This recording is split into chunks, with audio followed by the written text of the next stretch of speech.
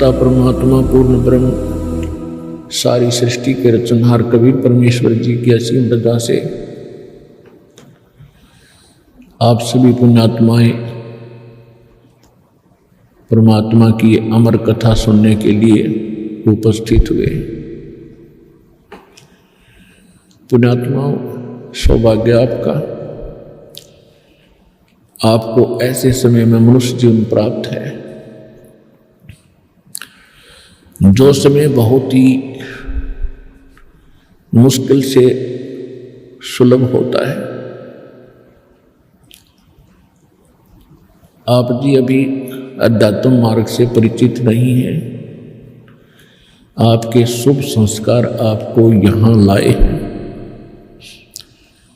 अब धीरे धीरे आप इस ज्ञान से परिचित होते जाओगे।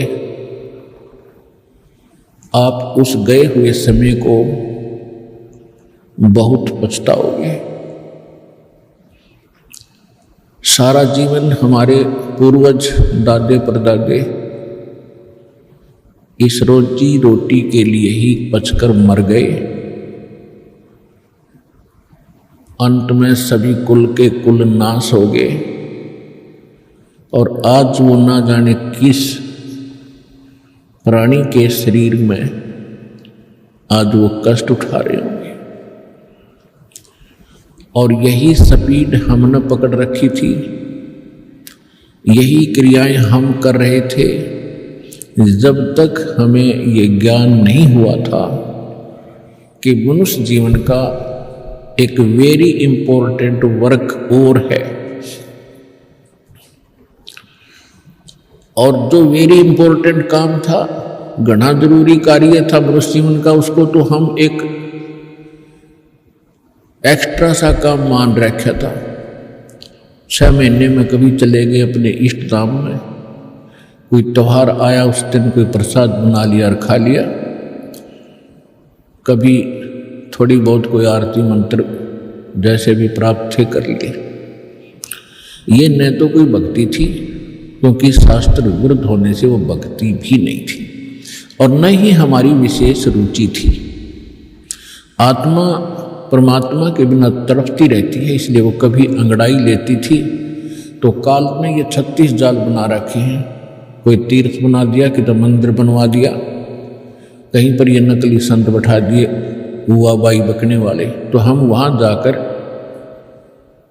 अपनी आत्मा को संतोष दिलाते थे कि हमने मत्था टेक लिया, 5:15 का प्रसाद बांट दिया और नाम ले लिया गुरु जी से, हमारा कल्याण हो ही जाएगा। ऐसा नहीं था। ये सब काल की भूल भुलैयां और हमारे अध्यात्म अज्ञान का ही परिणाम था। तो यहाँ आने से आपको सबसे पहले अध्यात्म ज्ञान से परिचित कराया जाता है। इसके साथ साथ आप पर आने वाले सभी संकटों का भी निवारण परमात्मा करेगा, क्योंकि आप उसके बच्चे हो, आप उसके बेटा बेटी हो। यदि पिताजी समर्थ है, सक्षम है, और बेटा या बेटी किसी कारण से भी गलती कर देते हैं, उनको कोई हानि हो रही है, तो अक्षति पूर्ति पिता तुरंत कर देता है। यदि वो पुत्र और पुत्री भविष्य में माता पिता के अनुकूल चलना का वायदा करें। इसी प्रकार हम बिगड़ गए हैं, अपने परमात्मा पिता से विमुख हो गए थे, और इस काल के जाल में फंस के हम अनेकों कष्ट उठा रहे हैं। जिसमें हम परमात्मा के पुनः समर्पित हो जाएंगे, वो हमें फिर सभी सुख देगा, उस पिता की तरह जो अपनी संतान को देता ही है। तो आपके ऊपर एक विशेष रहम किया है दाता ने, ऐसे समय मानुष जीवन दिया, और फिर पिछले शुभ संस्कार आपके यहाँ प्रेरित करके लाए हैं। यहाँ पर कोई भी पुण्यात्मा भले ही कोई किसी रोग के कारण आया है, कोई अन्य संकट निवारण के लिए ही यहाँ पहुँचा है, उसके लिए वो दुख, वो कष्ट, वो संकट एक वरदान सिद्ध होगा, यदि वो इस मार्ग पर ढंग से समझकर टिका रहा तो। क्योंकि कोई भी ऐसी वस्तु नहीं होती जो तुरंत कर दी जावे। एक संकट आपका आशीर्वाद से निवारण कर भी दिया और आप संतुष्ट हो गए, चले गए, फिर आए नहीं। वो तो एक का दुख दूर हुआ, आपके जीवन में ना जाने कितने संकट और आने से हैं। और यहाँ आते रहोगे तो उन सभी का निवारण सहज में होता रहेगा। आपको पता भी नहीं चलेगा कि कोई आपत्ति हमारे पर आनी थी। उसको परमात्मा पहले ही दूर कर देगा। किनके संकट दूर करेगा? जो परमात्मा पर समर्पित हो जाएंगे। समर्पित हमने कैसे होना है? जैसे पतिव्रता स्त्री अपने पति के अतिरिक्त किसी अन्य पुरुष में कभी भी पति वाला भाव नहीं करती, तो उसका पति उससे विशेष प्रेम करता है, विशेष उसका ध्यान रखता है। तो हम अपने पति से, अपने मालिक से, अपने स्वामी पूर्ण परमात्मा कबीर देव से हम दूर हो चुके हैं। हमने यहाँ आकर के 36 खत्म कर लिए। कैसे कर लिए? कभी हम शिव की पूजा करते हैं, उसको मालिक मान बैठते हैं। कभी हम गणेश को मालिक मान बैठते हैं। कभी हम विष्णु जी को, कभी हम अन्य देवी देवताओं या गांव के किसी भैरव भूत बेतालों को। और ये ऐसे सक्षम नहीं हैं जो हमें कुछ सुख दे सके। ये ना हमें दुख दे सकते, ना ये हमें सुख दे सकते, क्योंकि ये केवल हमें किया कर्म ही देते हैं। और पूर्ण परमात्मा सत्य पुरुष कबीर देव, कबीर साहब, ये हमारे सभी संकटों का निवारण करते हैं। ये सक्षम है। हमारे जीवन में आने वाले यानी प्रारब्ध में, किस्मत में किसी भी प्रकार का कोई संकट है, उसका ये निवारण सहज में कर देते हैं। ये कब करते हैं? जब हमारी आस्था 100% कबीर परमेश्वर में हो जाएगी और अन्य किसी भी देव से हम कोई भी वस्तु की डिमांड स्वप्न में भी नहीं करेंगे। किसी भी प्रकार का कोई संकट है तो अपने परमात्मा कबीर जी से ही हम अर्जी लगाएंगे हृदय से। कुछ समय के बाद आपका स्वभाव बन जाएगा इस ज्ञान और समाधान और इस भक्ति के कारण कि आप पर कुछ भी आपत्ति आवेगी, आप केवल हे बंदी छोड़, हे परमपिता परमात्मा कबीर साहब, आपके मुख से यही निकलेगा। तो उस समय परमात्मा आपके साथ हो लिया। फिर उस आत्मा के जीवन सफर में कोई भी संकट, सफर के अंदर कांटे होते हैं रास्ते में, तो हमारे जीवन सफर में कोई भी कर्म, पाप कर्म रूपी कांटा होगा, तो वो परमात्मा ऐसे बुहार देगा जैसे पतिव्रता जमी पर जो जो धर है पाँव, समर्थ झाड़ू देत है ना काटा लग जावे। उस समर्थ को भूल कर हम परमात्मा से दूर होकर संसारिक लोगों से, संसारिक इन अधिकारियों से और इस 3 लोक के भगवान देवों से हम इनसे अपना संकट निवारण की इच्छा करते रहे। ये हमारी अध्यात्म ज्ञान की जो है कमी थी, त्रुटि थी। और जब हम परमात्मा से ही सब कुछ डिमांड करेंगे, इनके ऊपर समर्पित हो जाएंगे, तो परमात्मा कहते हैं जिस समय आप गर्भ के अंदर थे उस समय आपके साथ कौन था? ना माँ थी, ना पिता था, ना कोई अन्य सगा संबंधी था। अकेले आप और परमात्मा, बीच में कोई नहीं था। उस समय आप सीधी पुकार कर रहे थे, हे परमात्मा मुझे इस नरक से निकाल दे। माँ के गर्भ में बहुत पीड़ा होती है, उस पीड़ा को हम बाहर आने से भूल जाते हैं, क्योंकि त्रिगुण में माया, इन तीनों गुणों के प्रभाव से हम बहुत ज़्यादा प्रभावित होकर के अचेत हो जाते हैं। वो पिछली सब शुद्ध बुद्ध समाप्त हो जाती है। और परमात्मा आप कितना साक्षी है कि अंदर माँ के पेट में आपको उसने पाला। माँ के गर्भ से बाहर आने से पहले आपकी कैसी व्यवस्था कर दी, वो कितना चिंता करता है आपकी। दांत नहीं थे तो माँ के स्तन में दूध भेज दिया, और उससे पहले एक टोपा दूध नहीं था माँ के स्तन में। जो परमात्मा इतना भविष्य की आपकी चिंता करता है, और बाहर आकर के आप स्वयं इतने इंटेलिजेंट बन गए, चतुर बन जाते हो, धनी बनने के लिए, अपनी सुरक्षा करने के लिए, अपने को सुखी बनाने के लिए लोगों को लूटते हो, रिश्वत लेते हो, चोरी करते हो, डाके मारते हो। आप भगवान के विधान को भूल गए, आपको याद नहीं। जो परमात्मा आपकी इतनी केयर टेक करता है, इतनी देखभाल पहले से चिंतित है, तो अब कौन सा वो दूर है आपसे। आपको केवल प्रारब्ध तो मिलेगा ही मिलेगा जो आपकी किस्मत में लिखा है, उसको तो उसको भी मिलेगा जो भक्ति नहीं करते। लेकिन भक्ति करने का उद्देश्य मूल यही होता है, आत्म कल्याण हो, और इस जीवन में हमारा कोई पाप कर्म हो, कोई कष्ट आना हो, उसका भी निवारण हो। तो उसका निवारण तो एक ही से हो सकता है, उस परम पिता परमात्मा पूर्ण ब्रह्म से। अन्य भगवान, अन्य ये देव वो संकट निवारण नहीं कर सकते। पाप के हमारे किस्मत में लिखे हुए कर्म को वो नहीं समाप्त कर सकते, वो भोगना ही पड़ता है।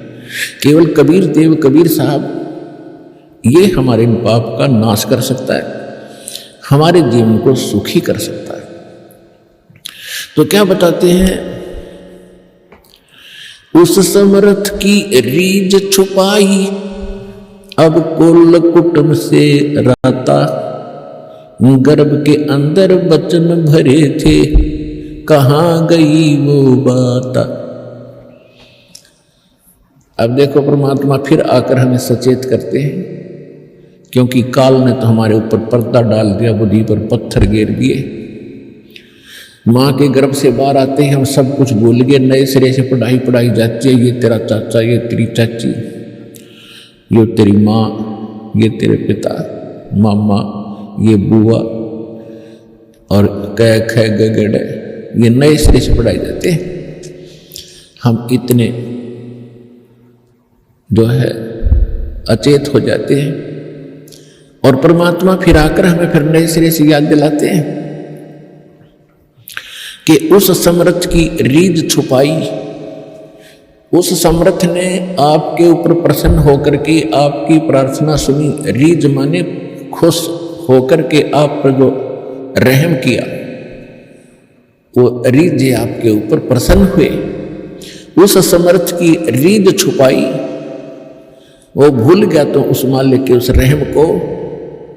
अब कुल कुटुंब तय राता, अब भूल गया ये तेरा बेटा या कोठी या कार, ये मेरा, ऐसे वैसे सारा दिन इसी भूल भुलैया में जीवन नाश कर रहा है। और गर्भ के अंदर बचन भरे थे, कहाँ गई वो बात।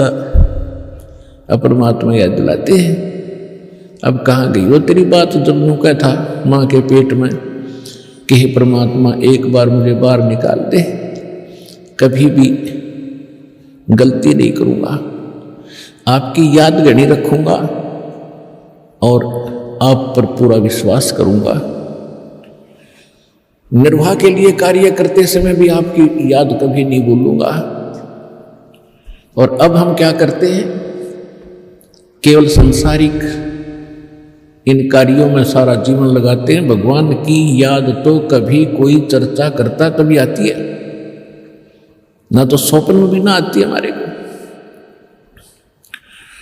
तो उसके लिए क्या बताते हैं कि वो परमात्मा जब आपको माँ के गर्भ में भी सुरक्षित रखता है, आपके बाहर आने से पहले आपके आहार के लिए माँ के स्तन में दूध भेजता है, तो आगे आने वाले जीवन में जो तूने जैसा किया है उसमें क्या वो कमी करेगा? तो इस आधार से भी हमने उन बुराइयों से हट जाना चाहिए जो हम स्वयं धनी बनना चाहते हैं। चोर मिलावट करके, झूठ बोल के, चोरी करके हम इस तरह जो धनी बनना चाहते हैं, रिश्वत लेकर, तो ये हमारी भूल है। ये पैसा ऐसे एकत्रित किया हुआ आपके पास नहीं रहे। परमात्मा आप पर रहम करेगा और उसकी भक्ति सत्य करोगे तो जो प्रारब्ध है वो तो आपका मिलेगा, लेकिन उस प्रारब्ध के अंदर जो कांटे हैं कर्म के वो नहीं दुख देंगे, और फिर प्रारब्ध से अधिक भी देगा, क्योंकि परमात्मा के पास वो समर्थ है, उनके पास एक वीटो पावर है, वो केवल कबीर साहब के पास। जैसी आपकी श्रद्धा और लगन देखेगा, विश्वास और दृढ़ता देखेंगे, तो आपको किस्मत से अधिक भी देंगे, अच्छा भी देंगे, और आपके पाप रूपी कर्मों के कांटों को भी वो पहले ही निकाल देंगे। आप तक तो आने भी नहीं देंगे वो, जब आप पर समर्पित हो जाओगे उनके ऊपर। कैसे समर्पित होंगे और फिर वो कैसे करेगा? जो पति भरता पति से राती, आन पुरुष नहीं भावे, बस पी हर में सुरत प्रीतम में, ऐसे जान लगावे। कि जैसे पतिव्रता अपने पति से ही लीन रहती है, आन पुरुष अन्य पुरुष नहीं भावे, उसके मन में स्वप्न में भी नहीं आता अन्य पुरुष के प्रति कोई भी कुविचार। और यदि वो लड़की अपने माँ के चली जाती है तो भी अपने पति की शुद्ध, वो मुख से नहीं बोलती लेकिन अंदर से वो नहीं भूल पाती। ऐसे ही आप उस परम पिता पर आश्रित हो जाओगे। कहीं पर भी आप काम कर रहे होगे, किसी भी फील्ड में, चाहे दुकान, मजदूरी, किसानी या नौकरी, तो आप उसी लड़की की तरह उस पर अपने पति यानी कबीर भगवान को, परमात्मा को, उस मंत्रों को, उसके रहम को आप कभी भूल नहीं पाओगे। तो उस समय आपका नाता उस परम पिता से जुड़ चुका है। यदि आप पल पल पर भूल जाते हो, याद नहीं रहती है भगवान की मेहर, तो अभी आपकी समर्पण भाव में कोई कमी है, जिस कारण से भगवान ने आपको दृढ़ता से नहीं पकड़ा है। तो जब आपको परमात्मा दृढ़ता से कैच कर लेगा, आपकी सच्चा समर्पित भाव देख लेंगे, वो तो अंतर्यामी है। तो उस समय कहा है कि जैसे पतिव्रता जमीन पर और जो जो धर है पांव जितने कदम रखती है, समर्थ झाड़ू देत है ना काटा लग जाए। इतना दयालु है ये कबीर भगवान। आपके जीवन रूपी सफर में आपके कदम रखने से पहले आपके पाप रूपी कांटों को बुहार देगा, झाड़ू दे देगा आपके रास्ते में, कि कहीं मेरी प्यारी आत्मा को कांटा ना लग जाए। अब दास देख रहा है, जिसने आज 20-20 वर्ष हो गए नाम लिए, ने 10-10 वर्ष हो गए, 15-15 वर्ष हो गए, 5-5 वर्ष हो गए, 6-6 वर्ष हो गए।